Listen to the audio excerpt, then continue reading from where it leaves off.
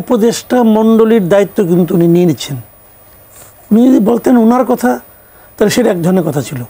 মানে পুরো উপদেষ্টা মণ্ডলীর দায়িত্ব নিচ্ছেন এইভাবে যে কারো সেফ এক্সিটের প্রয়োজন নেই।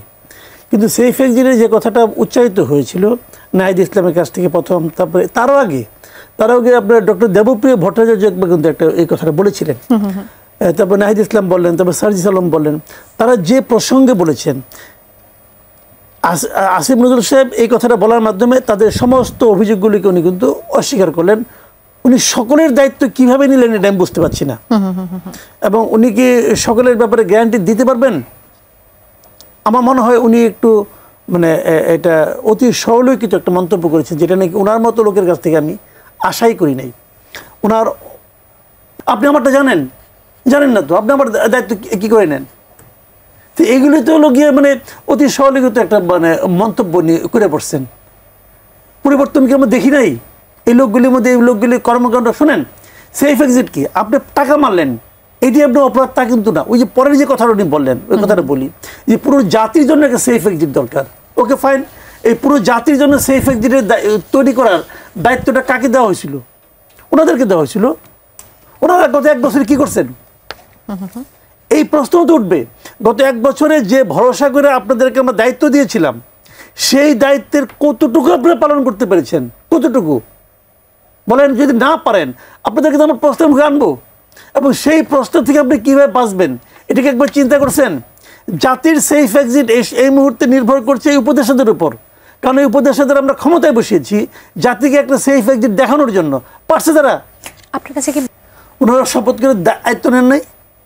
এটাকে ছেলে খেলা করতে, এটা কি যে আপনি ছোটোবেলায় পোলাপান যে খেলাধুলা করতো না, এটা কি উনি খেলাধুলা করতে পারছে? এটা খেলাধুলার জায়গা নয় ভাই। আপনি একা খেলেন, সমস্যা নাই। আপনার বউর সঙ্গে, আপনার ফ্যামিলির সঙ্গে, আপনার বাচ্চার সঙ্গে সারাদিন খেলাধুলা করেন, আমার কোনো আপত্তি নাই। কিন্তু জাতি নিয়ে খেলার অধিকারটা আপনাকে কেউ দেওয়া হয় নাই। আপনার একটা ভুল পদক্ষেপ পুরো জাতিকে একটা গাড্ডায় মানে ফেলে দিতে পারে। এবং সেই ক্ষেত্রে আপনার কয়েকটা বক্তব্য আছে।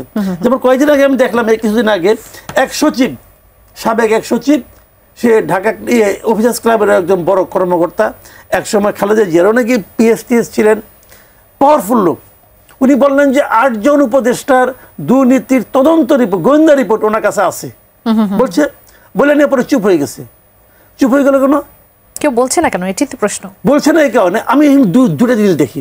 একটা জিনিস হলো ধমক খাইছে অথবা মাল খাইছে, কথা পরিষ্কার।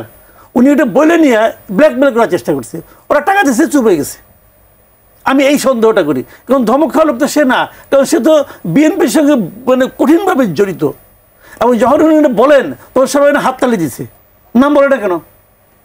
নাম ওনার সঙ্গে তাদের একটা পার্সোনাল রিলেশন হয়তো বা ছিল। একসময় উনি উপদেষ্টা ছিলেন, ওরাও ছিল। উনি বলতেছেন যে কয়েকজন উপদেষ্টা আছে, উনি তো নাম জানেন, বলেন না কেন?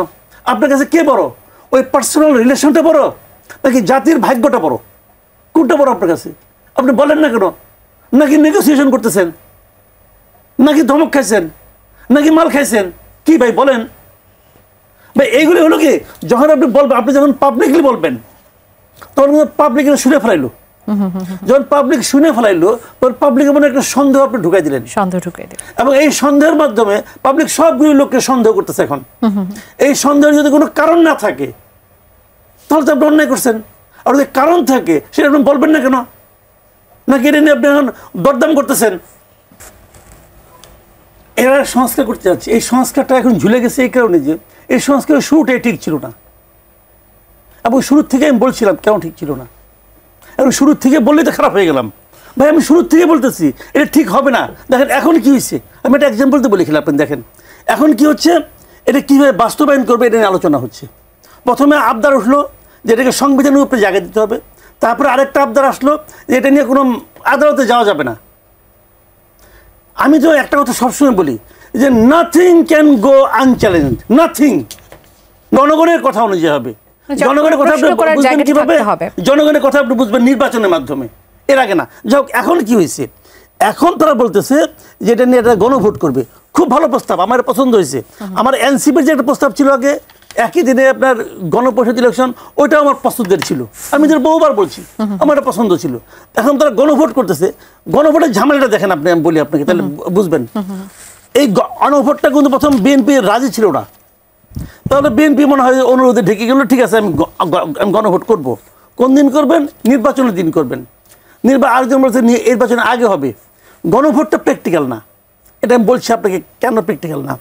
নির্বাচন যদি হয় এই দেশের মানুষ একই দিনে 2টা ব্যালটে ভোট দিবে, এই ইলেকশন কমিশন একই দিনে হয়ে যাবে। কারণ গণভোটটা হচ্ছে টোটাল একটা প্যাকেজের মধ্যে, এই প্যাকেজটা বাস্তবায়ন হবে কি হবে না কেউ